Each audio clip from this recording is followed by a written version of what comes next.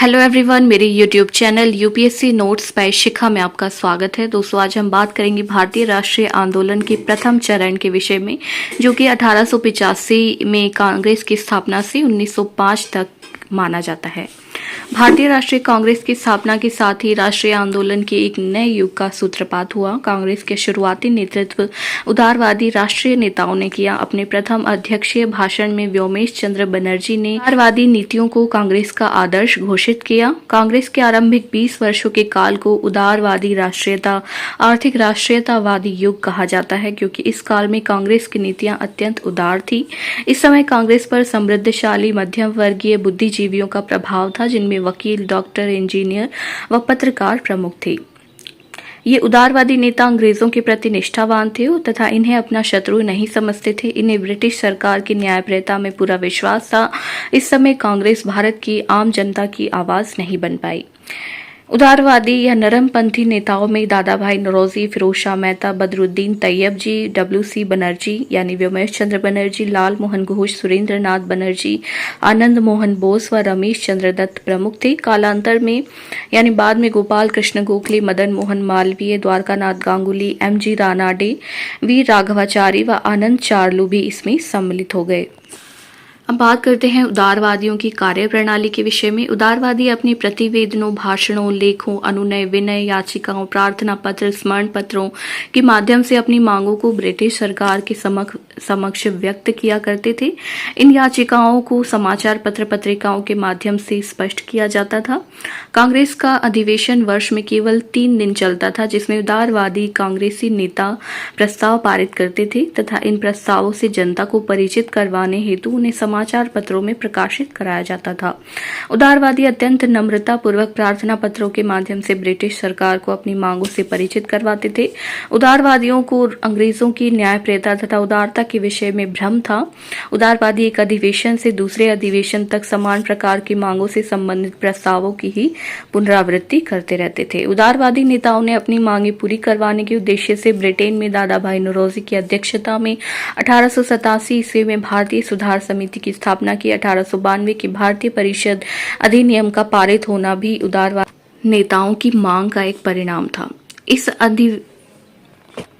इस अधिनियम के फलस्वरूप भारतीयों का राजनीतिक अधिकार का क्षेत्र पहले से थोड़ा ज्यादा विस्तृत हो गया। उदारवादियों की मांग पर सरकार द्वारा भारतीय व्यय की समीक्षा हेतु वेल्वी आयोग का गठन किया गया। राष्ट्रीय आंदोलन के प्रथम चरण में कांग्रेस का स्वरूप धर्मनिरपेक्ष दल का रहा, जिससे प्रत्येक धर्म के अनुयायियों को कांग्रेस की अध्यक्षता करने का अवसर प्राप्त हुआ। जैसे प्रथम पारसी अध्यक्ष दादा भाई नौरोजी, जो 1886 में भारतीय राष्ट्रीय कांग्रेस के अध्यक्ष चुने गए।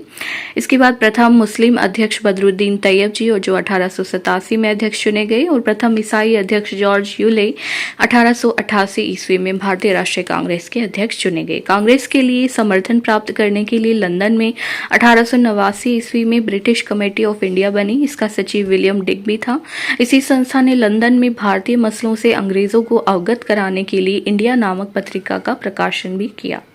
कांग्रेस समय समय पर भारतीय समस्याओं से ब्रिटिश सरकार को परिचित करवाने हेतु शिष्टमंडल भी इंग्लैंड भेजती थी। आंदोलन के प्रथम चरण में राष्ट्रवादी नेता नौरोजी द्वारा प्रस्तुत धन के निष्कासन का सिद्धांत तथा रानाडे द्वारा भारतीयों को आधुनिक औद्योगिक विकास का महत्व समझाने तथा रमेश चंद्र दत्त द्वारा लिखी गई पुस्तक भारत का आर्थिक इतिहास के कारण इस दौर को आर्थिक राष्ट्रवादी युग के नाम से भी जाना जाता है। अब बात करते हैं उदारवादियों की मांगों के विषय में। उदारवादियों की संवैधानिक मांगों में प्रमुख थी। वे विधायिकाओं में भारतीयों की भागीदारी में वृद्धि चाहते थे। उन्होंने पश्चिमोत्तर प्रांत एवं पंजाब में नई काउंसिलें तथा वायसराय की कार्यकारी काउंसिल में 2 भारतीय सदस्यों की मौजूदगी की मांग की। ब्रिटिश साम्राज्य के अधीन स्वशासन की भी उन्होंने मांग की, जैसे कनाडा व ऑस्ट्रेलिया को प्राप्त थी। प्रशासनिक मांगों में लोक सेवाओं में समान शर्तों के आधार पर भारतीयों की नियुक्ति तथा भविष्य में इन सेवाओं का भारतीयकरण उदारवादियों की महत्वपूर्ण मांग थी। उदारवादियों ने आर्म्स एक्ट यानी शस्त्र अधिनियम को रद्द करने की मांग की। उदारवादी न्यायपालिका और कार्यपालिका के कार्य क्षेत्रों को पृथक करने की मांग कर रहे थे तथा ज्यूरी के अधिकारों को सीमित करने का विरोध भी कर रहे थे। नागरिक अधिकारों को सुनिश्चित करना, इन्होंने अभिव्यक्ति की स्वतंत्रता को सीमित करने वाली सभी प्रशासनिक कार्यवाही का विरोध किया। इसके अलावा देश को अकाल से बचाने के लिए सिंचाई योजनाएं लागू करने की मांग की, प्राथमिक शिक्षा के प्रसार तथा तकनीकी एवं उच्च शिक्षा के लिए अधिक बजट प्रावधान की मांग की। अब बात करते हैं उदारवादियों की आर्थिक मांगों के विषय में। उदारवादियों ने साम्राज्यवाद की अर्थशास्त्रीय आलोचना करते हुए शोषणों के विभिन्न रूपों जैसे व्यापार, उद्योग व वित्त की ओर लोगों का ध्यान आकर्षित किया। साथ ही धन की निकासी को रोके जाने की मांग की, सैन्य व्यय में कटौती करने की मांग की गई। विऔद्योगिकरण के स्वरूप का उदारवादियों ने विस्तृत विवेचन किया। अतः भारतीय उद्योगों की सुरक्षा के लिए एक संरक्षणवादी नीति की मांग की गई। भारत की आर्थिक दोहन को समाप्त करके सरकार को कल्याणकारी कार्यों की ओर प्रेरित करने की दिशा में उन्होंने प्रयास किया, जिसमें भू राजस्व कम करना, नमक कर समाप्त करना, कृषि बैंकों का विकास करना प्रमुख था। आधुनिक उद्योगों के विकास की मांग तथा स्थायी बंदोबस्त को देश के अन्य भागों में लागू करने की भी उदारवादियों ने मांगे रखी।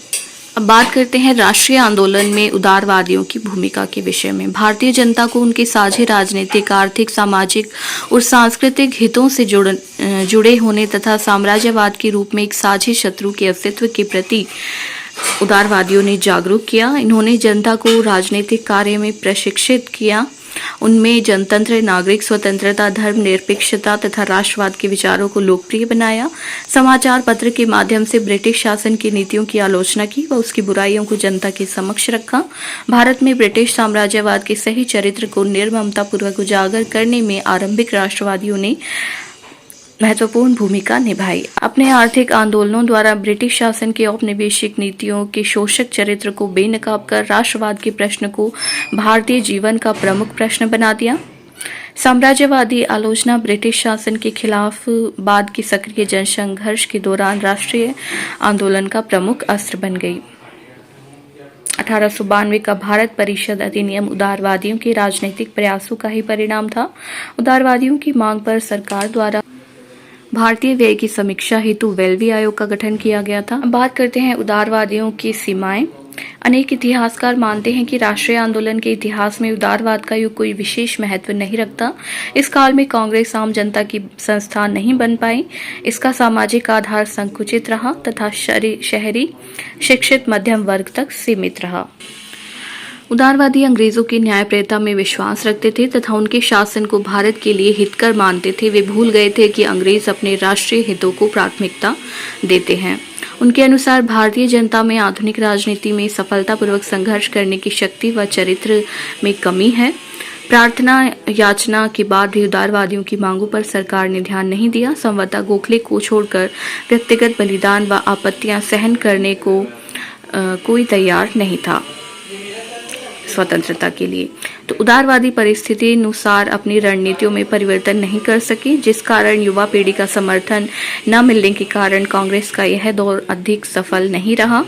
वायसराय लॉर्ड डफरिन ने कांग्रेस को राष्ट्रद्रोहियों की संस्था कहकर पुकारा।